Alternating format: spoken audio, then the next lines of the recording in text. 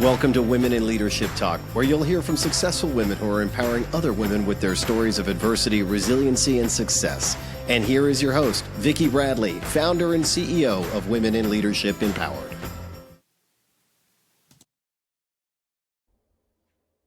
Hello, everyone, and welcome to the Women in Leadership Talk podcast. Thanks so much for joining us today. I just learned last week we are now being listened to in 92 countries, and that just makes me thrilled to hear. So thank you for all of you listeners. Thank you for chiming in and sharing the episodes that really resonate with you. And today we've got one that I think is going to resonate. So be sure to share that with whoever in your network needs to hear this conversation today. So before I get too excited, Meghan French Dunbar, thank you so much for calling in from Colorado and joining us today. And we've got a great conversation planned. So thanks for being here. I am so excited. And also congratulations on 92 countries. That is Thank you. Extraordinary. Let's get this to 100. Yeah, exactly. I love the way you think. Well, and you know what? Truly for me, it's just about how do I bring great stories, great voices to the forefront and, sharing people that are having an impact in the world and making a difference. And so I get really excited when I know that more people are sharing and listening to us. So let me tell the audience a little bit about you just to set the tone for today's conversation. So Meghan is by all well, how do I want to say this? Let me get tongue-tied right here from the beginning. I'm so excited. Let's say it this way. By all measures of traditional success, Meghan had it all going on. She had started, scaled, and sold Conscious Company Media, which I love that name, by the way, because I do a program called Conscious Leadership. So I love Conscious Company Media. And she was at the very young age of 33 years old. She gave keynotes to business leaders twice her age and attended events with high-profile CEOs. But beneath the surface, and I know a lot of you can relate to this, she suffered from unrelenting levels of stress, depression, and burnout. No amount of yoga, self-help books, or meditation offered any real peace. And in 2017, she experienced her first full-blown panic attack. Her story is all too common for many women trying to succeed in the business world. Meghan is the author of This Isn't Working: How Working Women Can Overcome Stress, Guilt, and Overload to Find True Success. That book launches in August of 2025, so it is out now. You want to make sure you pick up this book, but we're going to give you a little bit of insight as to Meghan's journey and what actually led her to writing this book. So Meghan, let's start there. Let's dive into how all this happened by the age of 33 and how that changed your life. So just walk us through the journey. Of course. Yeah. I mean, I'm sure probably like you and many people listening, I was a high achiever growing up. Especially Western cultures were kind of indoctrinated from a young age that success is all about achievement and winning and being the best at all the things. And I was, competing to be top of my class and trying to win all the awards so that I can get into the best school and get the best job and do all the things. And I did very well. And I mean, I was 29 years old when we crowdfunded our first print publication called Conscious Company Magazine. The first issue was picked up by every Whole Foods in the world. And all of a sudden, I was CEO of a nationally distributed business magazine, heading to Eileen Fisher's home and going to these big events and seen as this expert in conscious business. And there was one part of the work that I was doing that was exceptional. I was very impact driven. I really wanted to make a positive impact. And I still had the high achiever mentality that I needed to grow this business. I needed to work nights and weekends. I didn't have time for my family and friends. I didn't have time to take care of myself, my mental health, my physical health. And I would meet a lot of other business leaders or founders or people kind of in the upper echelons at my events and podcasts and everything. And behind the scenes, we were all kind of comparing how busy and exhausted we were. It was like this badge of honor that we were all burning out. And oh my gosh, I've been on the road for 6 weeks. And it was almost like we were in a competition to see who was sacrificing the most of themselves for their business, because that somehow equated to us being successful entrepreneurs or something. And I just hook, line, and sinker took that entire script and ran with it. And I mean, we had investors, and then all of a sudden I felt the pressure of making sure that we didn't waste their resources. And then I had employees and I was in charge of their livelihood. So there was a lot of other pressures coming into it and a lot of my own. And I mean, a few years into the journey, I was just having panic attacks. I was quietly very depressed in the background, feeling like I was, walking out the door and putting on my happy face to go meet with my team and be the leader, the infallible, perfect leader that everyone needed to see on the outside. And if you had talked to my husband at the time, who was like one of the only people who actually saw me, because I never did anything besides work, it was a totally different story. I was quietly deteriorating behind the scenes, and Wow. it just got worse and worse, even after we sold the company. So, Wow. Wow. That's quite the journey. And it sounds like quite the wake up call, which thankfully that happened. You had a wake up call and recognizing that there's more to life than the grind and the work, work, work. But when you were talking about that, like I so relate. And I think back to my early 30s and same thing, like to your point, you're like on an airplane every day traveling somewhere, and people often will look at you and think, oh, what a glamorous life Megan has or Vicki has, because they get to go to all these places. Meanwhile, inside you're like, oh my God, I'm exhausted. And you get to your hotel room and you just want to curl up and get room service and just sleep. mm-hmm. Yeah. Wow. So where did the turning point happen? I mean, there's a lot of not just women, there's a lot of human beings, I think, especially in North America and in Western society, that are living what you just described. It's this relentless go, go, go, go, go. Success is everything. Money is everything. And, you don't think about, what about me? So where do Yeah, you go from there?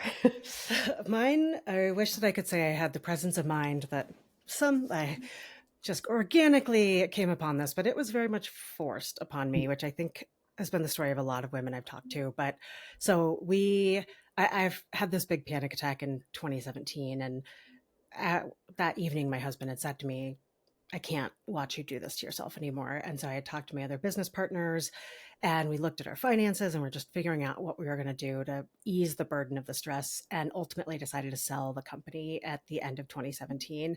And the new parent company wanted me to stay on as CEO. And I was like, everything is solved. It will get so much better. And it turns out when you have a parent company, there's additional expectations and pressure on performance. And I really wanted to prove myself to them. I had this story about like being this young female founder, and I really wanted to show these New York business people that I could hang with them. And so I just stayed in the hamster wheel and ended up the thing that was like really the forcing function. I got pregnant in 2019, or I had my pregnant in 2018, had my son in 2019 in June, and came back from maternity leave after 3 months, which felt like I was asking for the stars, the moon, and the sun to take 12 weeks off to recover. And, within 2 weeks of coming back, I was back on the road, going to conferences, freezing my breast milk in the hotel freezers and carrying it through TSA, and watching like gross people like opening my bags of breast milk and just feeling like, what am I doing? And then by the end of 2019, with like the sleepless nights and the exhaustion and all the things, I just said to my husband, like, I have no gas left in my tank. Yeah. And at this point, I don't feel as though I'm the leader that my team deserves. I don't feel like I'm the leader that my community, all of our customers and the people who believe in our products deserve. And I can barely get out of bed, and I can't imagine, I don't think I can do this anymore. And so we had a huge women's event in the end of January of 2020. I said, I'm going to get through that. The next day, I resigned from the company that I co-founded and led. That was my first child. And on March 13th.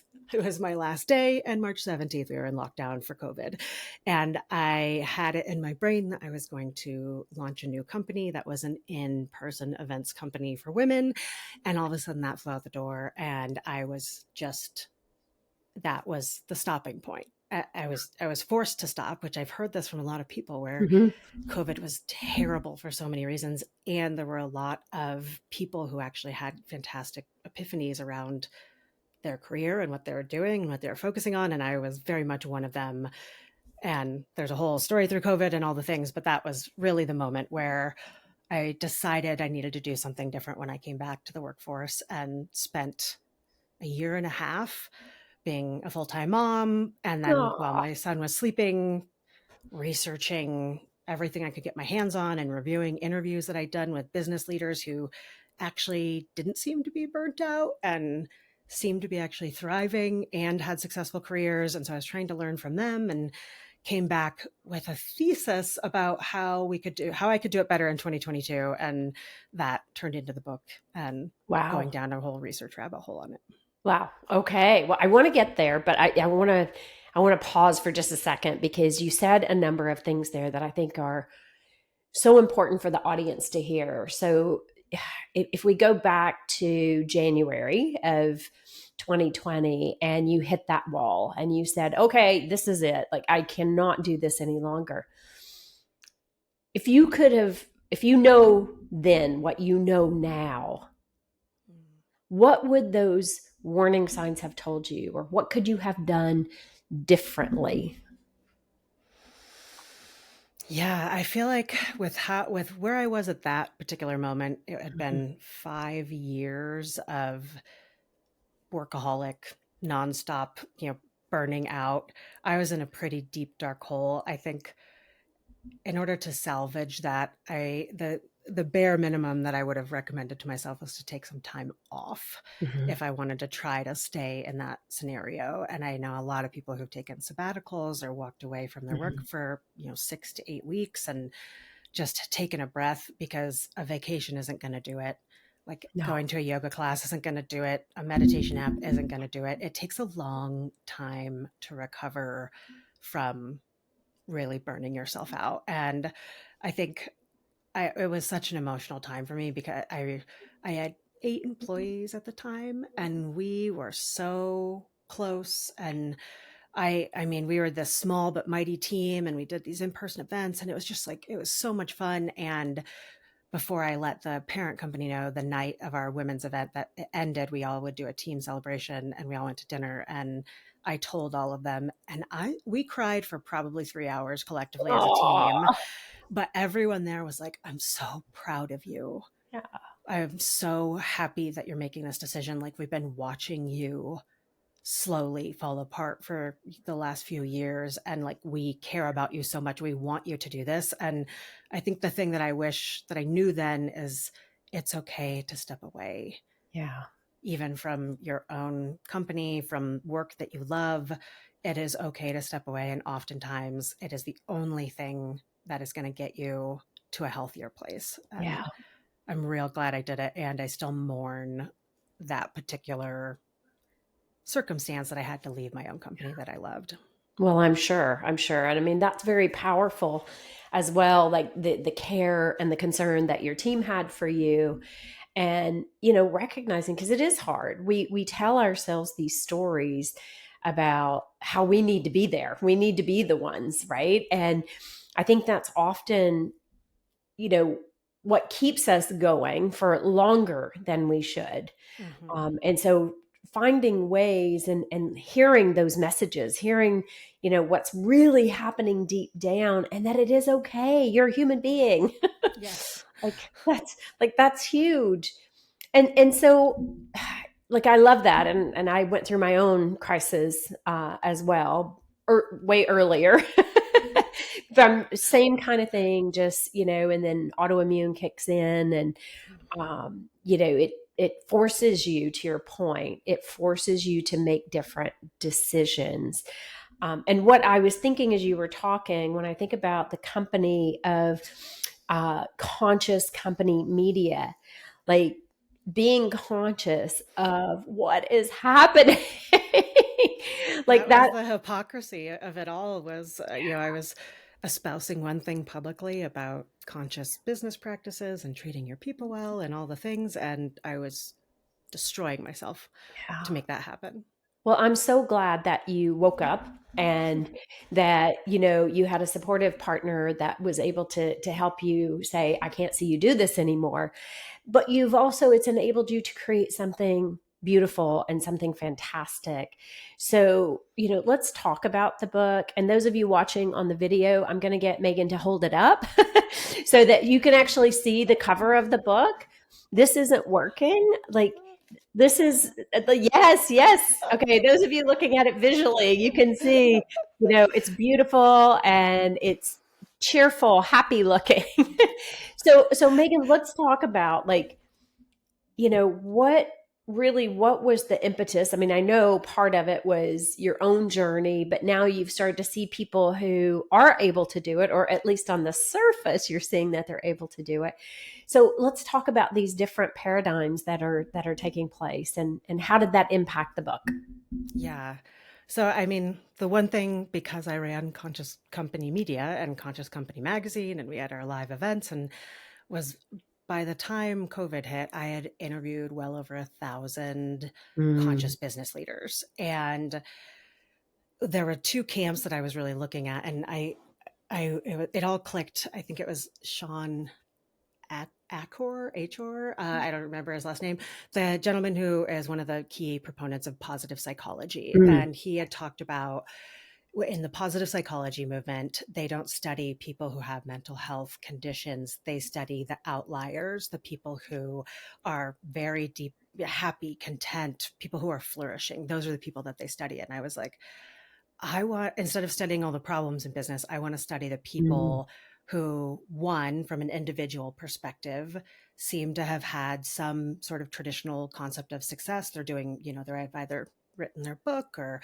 have their own company or big name at a company or like whatever success means, but they seem to be flourishing and happy and have figured out a way to do all of that without the exhaustion, burnout, stress, mental health Nice. issues, physical health issues.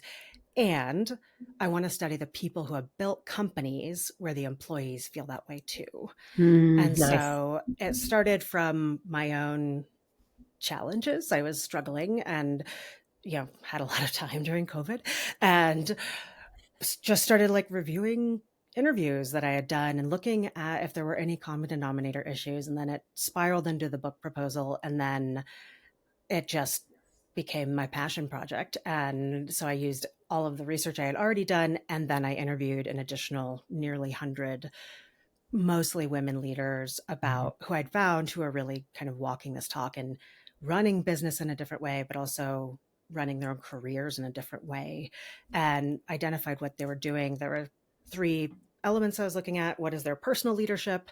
What are their Mm. workplace practices? And what is kind of essentially their worldview or their definition of success? Mm. And those were the three things that I found that people were doing very differently than the norm. And things like in their own leadership, instead of pushing themselves and sacrificing themselves, they had really what I call sustained leadership. They Mhm. took care of themselves. They had the foundations like sleep and diet and basic foundations of restfulness, wellness, mindfulness, and they tapped into their joy. They had deep social Mhm. connections. They asked for help and got professional therapy. They were really intentional about nurturing their own sustainability and their own well-being, and that allowed them to show up in a much better way and sustain Mhm. over the long term. And then they had specific practices in their organizations that they were using that facilitated some of that as well, and they had different worldviews about how they define success for themselves, Mhm. which that is kind of the foundation that inspires you to keep going and sacrifice and compromise and do all the things. Is if you reimagine your own success and what it is, it can shift the way that you work entirely. 100%. So let's start there. So what is your definition of success now? Because from you, when you were in your 30s, clearly very different from what it is today. So what does that look like? Yeah, it is. I have 3 pillars that I come back to, and that's informed my own idea of success now. And I will say this is still something that I'm working on it every single day of my life. But there is a difference between extrinsic motivation and intrinsic motivation. Extrinsic motivation being all the things that I was conditioned to want as a child, all the awards and the grades and being the best in the class and, all the bright, shiny objects, which as adults, they just turn into our salary and our promotion and our title and our influence and all the other things. So intrinsic motivation is having purpose or meaning, making an impact. These are like 3 major pillars as defined by Daniel Pink in his book Drive. The second is autonomy, getting better and better at mastery. Second is mastery, getting better and better at something that you care about, being able to do something you're passionate about and learn more and be challenged. And the third is autonomy, having freedom. And based on those, kind of looked at all the women and leaders I was talking to, and those were very common amongst everyone. And so that rolled down into my definition of success, which is making a positive impact on the purpose that I care about the most, which is reimagining business, doing it, getting to constantly work on things that I love. And if I'm not passionate about it, not feeling forced to do it anymore, just being passionate about it, doing it with people that I love, just feeling like I'm constantly in a place of alignment and not dissonance. Love that. And having the autonomy and the freedom to cultivate my ideal quality of life, which is time with my kids, time on my own mental health and well-being, time spent accessing and reconnecting with things that bring me joy, having deep, meaningful social connections, and just cultivating the actual life I want to live while I'm working, not working until I'm hopefully 65 and then having the ideal life that I want to have. And that's been a sea change for me, and definitely still get sucked into the extrinsic motivation vortex from time to time. But it is purpose, passion, quality of life. Yeah. Love that. Love that. And, I think that's so important with regards to, when you were talking about designing it the way you want it to be. It does take intention. It takes purpose, because it's so easy to get sucked into what the world thinks you should be doing. And you see all these external factors that, we need more, we need to be faster, we need to be, everything is like go, go, go, go, go. But there is a cost in doing so. There's such risk. Look at what happened to you. Look at what happened to me. I mean, these are real things. And we see burnout, especially, and depression. We're at higher levels than we've ever been in history. So you got to take that step back and ask why, and how do you get off the hamster wheel that you talked about?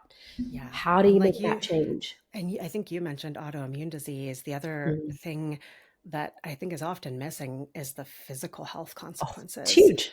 I mean, chronic stress degrades your body's ability to grow and repair tissue. It degrades your immune system. There's so many issues that come along with chronic stress, and so many women that I have talked to who were uber high achievers had either undiagnosed medical conditions or had to take health leave because they were dealing with their bulging discs or carpal tunnel, or breast cancer manifesting in their body. Yeah. And autoimmune disease is one of the larger ones that I keep hearing, because there's huge chronic inflammation and degrading your immune system. But we're not putting those pieces of the puzzle together to notice that our behavior is directly impacting our mental and physical health. 100%. Yeah, no, you're 100% right. And that's partly why I started doing, one of the courses I do is conscious leadership. And it's about helping people recognize, how are you showing up when things are going great, but how are you showing up when you get stressed? Yes. Because when we stay in that stress time too long, we call that catabolic energy, right? When you stay there too long, it creates dis-ease, whether it is mental health, depression, autoimmune. If you stay too long, then it truly forms into physical disease. And that's when you get the wake up call, right? You don't want to get to that place. You get the little knock on the door, answer it, and figure out where is it coming from. And then you need to change that. I'm really passionate about that. And that's also why I started doing the coaching and doing the work that I'm doing, because I see a lot of women in particular, and now more men going through those same issues. Burnout, it's very real. It's very real. And when you were talking about the women, and not just women, but the people you interviewed and what those common denominators are, like that's so important to start to recognize, right? That there is common denominators, and only you can protect your sanctuary, your place, and put you first, because you're always going to be asked to do more, deliver faster, right? And so it's only you who can really put yourself as that priority. Not easy. I'm not saying it's easy. It's not. It's very difficult to do, especially when you have a organization that is mandating and pushing all these things. And we see it even with the push to get back into the office, right? Mandating 5-day work weeks. Why? We did it to your point with COVID, we did it. So why is that happening? So Meghan, when we think about like feminine and masculine, not men and women, but feminine and masculine, let's dive into what happens for both men and women when we are out of alignment with the natural state of who we are. What are your thoughts on that? Oh my gosh. I'll try not to go too far down a rabbit hole. No, it's okay. You go as far as you want. Oh my gosh. So this is one of the things that when I was looking at leadership in general, the vast majority of contemporary research on leadership shows that the best, most effective leaders have a very wide range of character traits, what I call healthy character traits. And about half of them are what we as a society have deemed to be masculine, and half of them are what we call feminine, which in reality, every single one of us, regardless of gender identity, is born with the ability to access these traits. They are the way that we navigate the world and respond to our circumstances. And societally, because we live in this kind of patriarchal society that prioritizes men having power, men, young boys, this is a generalization, but many of them are raised only with people telling them to embody the masculine traits, to be confident, strong, competitive, aggressive, dominant, all those things. And some of them are even belittled or made fun of if they express anything that is, quote, feminine, compassion, empathy, vulnerability, boys don't cry, like man up, chin up, all of those things. And as many young girls, it's the exact opposite. You're trained to be the consummate mother and wife and caretaker. And so you're taught to be agreeable and docile and sweet and kind and compassionate. And when you have any of the, quote, masculine traits, you can be, she's too loud, she's too bossy, she's too aggressive, all those things. We grow up and then we get into the business world. And many women, we have to then embody some of the masculine traits because that's what's been valued in the business world for about 3,000 years or so. And so we have to be aggressive and dominant and competitive to have any chance of succeeding.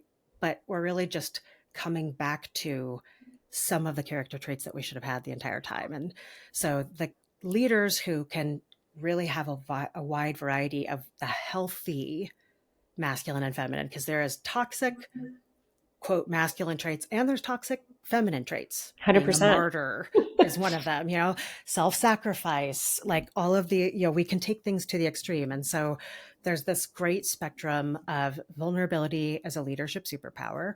So is compassion and caring. And so is being confident and being decisive. And like these things, the more you can hold of both and the more you can discern which one to lean on based on the situation, it's like having more tools in your tool belt. And so there's been a lot of research lately. It's come out and said women are better leaders. And I'm like,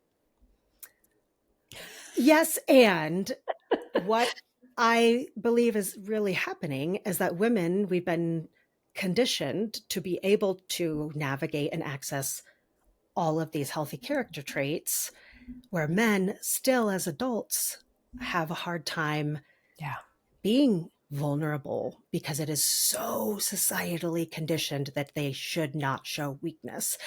And but there are men, and saying that men can't be compassionate or can't be vulnerable, it does everyone a disservice. Yeah, Right? agreed. Because it's essentially saying that they can't do that. It's not, none of these character traits are determined by your gender. You can develop a capacity for any of these things and build and nurture it. And men can do these. And the leaders that I know that are the best leaders that I've ever met, all of them, men and women and gender neutral humans, have the wide variety of all of the traits. And so that's one of the things that I've been talking about lately is, especially with, I'm a mom, some of the skills that I've really had to nurture over the last 6 years as a mother with a 6-year-old and a 3-year-old are helping me become a better leader. Those traits that you have as a parent of patience and listening for what's wrong and compassion and all of those things, when you bring them into the workplace, they absolutely are leadership superpowers that make you more effective. But a lot of us are telling ourselves a story that it's hard to come back to work after being a parent for so long or whatever that might be, because those traditionally haven't been the character traits that we value in the business world. Yeah. Wow. I love how you described that and explained it. I have a similar train of thought. Like, I think harmony with both masculine and feminine is so important. And even more on a metaphysical level, right? Because that also creates, if you're too much one way, regardless of your gender, it does create dis-ease within you, right? And so, if I use women as an example, if we, and I was guilty of this in my past career, having so much masculine to survive and thrive in the corporate world, it really disconnected me with my feminine aspects of who I am. And it took me years to really understand the one importance of it, but also the effectiveness of it. Like, it is so effective. And when you talked about parenting, I think that's when the light bulb went off for me. Because when I had kids, it was like, yeah, I had to have patience. I had to listen to what they weren't saying, right? And really tune into what was the underlying that was taking place. And so there's nothing, it's not weakness, I think is the point here. It's not weakness. It's how do you harness and use all of these different attributes with your leadership, regardless of whether that's in your community, whether it's as a parent, as, working in a corporate environment or your own startup, really as a human being, being more harmonized with all aspects of who you are. So I love that you said that and shared that. So, okay, I am cognizant of our time. So just, one other thing I'd like to get us into is, what do you see organizations doing that is most harmful right now? And what could they do to immediately address that and support employees? Burnout is real. Mental health is real. Yeah. Oh my gosh. I'm like, where do I begin? And I think a lot of the frustration around this topic is that if the decision makers, the managers, the executives, the leaders, the CEO aren't bought into changing their organization, the way that you run your organization impacts everyone who is there. Yeah. And so it makes you feel disempowered. That said, there are very much things that anyone can do regardless of their level. So the most toxic things that I've seen organizations do, I think one is what I call disenfranchised workplaces. And this is very much, I think a lot of organizations are run this way. It's top-down command and control, rigid hierarchy. And people are told what to do, where to do it, who to do it with, when to do it by. And the more that you take away someone's ability to make decisions, the more that you take them out of decision making, the more that you're just telling people what to do, they lose their feeling of dignity, of basic human dignity. And one of I did a tour last year in Phillips, Wisconsin, middle of nowhere, like population 1,400, I think. And they have a paper machine manufacturing facility there that employs more than 600 people. So good chunk of the town. Wow. And we were doing a case study on the difference between disenfranchised work, what I just described, and the company that bought them brought in all of these new dignified workplace practices. So I'll speak to your question through this example because I think it really No, it's great. So the old way, what I just described, we talked to one of the floor managers, Jeff, and he was talking, he'd been there for 25 years. So when the previous company owned it, and he was talking about, there was a bell that told me when I started my shift. There was a bell that told me when I got to go to lunch. There was a bell that told me to come back from lunch. There was a bell that told me my shift was over. I had to wear a hard hat that had a different color based on my level in the organization. And you weren't really supposed to talk to people who had different color hard hats than you. He said management would come in once or twice a year, walk around the plant, not speak to a single soul. And pretty much it felt like, if I want your opinion, I'll give it to you.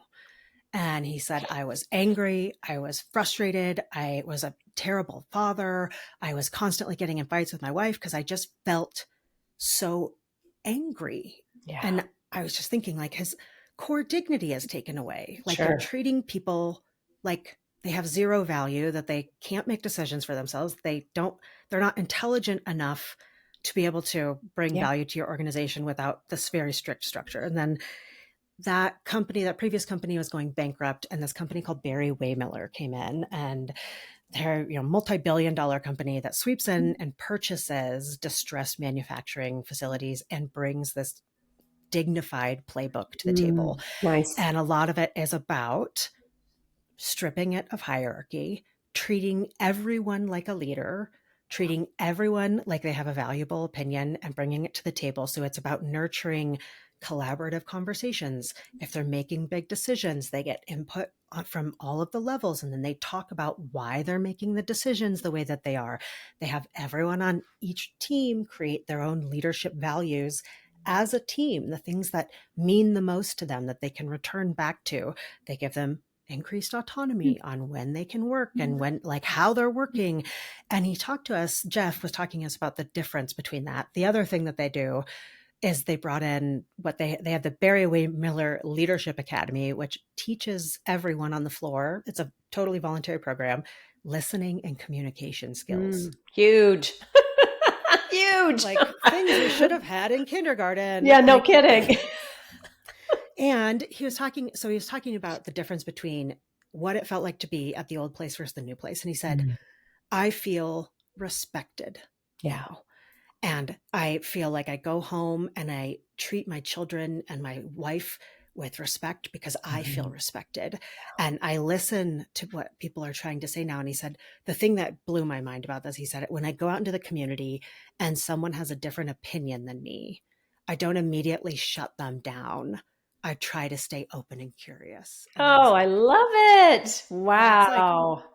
Yeah, that like solves world peace. Like, I mean, no kidding. So to that end, the things that people can do as if you're in any sort of management role is looking at the places to identify where you can, one, talk to the people one-on-one on your team, ask them for their opinion. I used to do a quarterly sit down with every single person on my team, and it wasn't me giving them feedback. It was very much, talk to me about how things are going for you right now. What's happening? How are you feeling? What are your dreams and goals? Is there anything that's standing in the way of you thriving right now? Like just showing general interest. So one-on-one meetings with anyone on your team. It's like the number one lowest hanging fruit. Number two that I see at all of the organizations that have built some sort of dignified structure is at the beginning of team meetings, checking in with people. Yeah. Just like, how are you really? Like, and not being afraid as a leader or someone running the meeting to be like, I am really struggling today. Like I had a bad night's sleep last night. My son lost his tooth in the middle of the night and he had me up from 3 to 5 or whatever it was. And letting people know that you're human and expressing your own vulnerability and being open with people about how things are going in your own life. That is checking in with people, number 2. And then number 3 is looking for areas where you can give people more freedom and autonomy. Can you? It pays back in spades. Yeah. Even like a hybrid work structure, like, or, choosing their own hours or whatever it is, or bringing people in to get their opinions and perspective on big issues. Yeah. It's huge. That's how you solve big problems, right? Yeah. Just ask your people. They'll tell you how to solve the problems. Collective wisdom is better than, collective wisdom is better than individual wisdom every time. Yeah, it is. Those were fantastic tips. And so audience listening to this, like, share that with your company, share that with, people who are in leadership roles, like, so important and not difficult. It's not difficult to do. It's just taking the time to do it and being very intentional and purposeful with it. Meghan, this has been a great conversation. I'm so excited. This Isn't Working is happening. Thrilled for you. Thrilled the books is hitting all the shelves. So I'm assuming Amazon, all the major bookstores. Barnes & Noble, bookshop.org, anywhere that you want to go. Amazing. So audience, you know where to pick up your copy of This Isn't Working. Please be sure you do that. And Meghan, how can people find you? If they have more questions or they're curious about our conversation, where would they locate you? Yes, I have a website, MeghanFrenchDunbar.com, and it's Meghan with an H, Meghan, FrenchDunbar.com, but I'm the only Meghan French Dunbar in the world, so I'm sure you'll find me. And LinkedIn is always the best place to grab me. I am not particularly great at the social media game, but I am active on LinkedIn, Meghan French Dunbar. Feel free to reach out. I love hearing from people, love answering questions, talking about anything. Amazing. Amazing. Well done. We're super excited to see the success of This Isn't Working. And again, I want to thank you for sharing with us today. You were very vulnerable and shared a lot about your own journey, and we're super grateful for that. And so I know that our audience listening, I know they have people in their lives that may be sitting in that, on the cusp of burnout. And so just don't let them get all the way there. Have them listen to the podcast, have them reach out, either one of us, like, happy to chat with, whoever is needing that support. So make sure that you let them know where they can reach others to give them that help. So Meghan, thank you for being here and what you're doing. And audience, thank you. Thank you for chiming in from, all 92 countries. We're super grateful for that. And visit our website, Women in Leadership Empowered website, and go on and check out the Energy Leadership Assessment. I think that ties into a lot of what Meghan and I have been talking about today. And if it's curious for you, take an opportunity to take the assessment. Reach out to me. I can talk you through what that looks like, but it does give you a lot of insight as to how you're showing up in the world when things are going great, but also when you're in that high stress place. So that's womeninleadership1l.com. Okay. So thank you, everyone. And we'll see you on the next Women in Leadership Talk podcast. Take care, everyone. Thank you for joining us for WIL Talk, sponsored by Women in Leadership Empowered. To learn more about our programs, please visit www.willempowered.com. We look forward to seeing you in our community.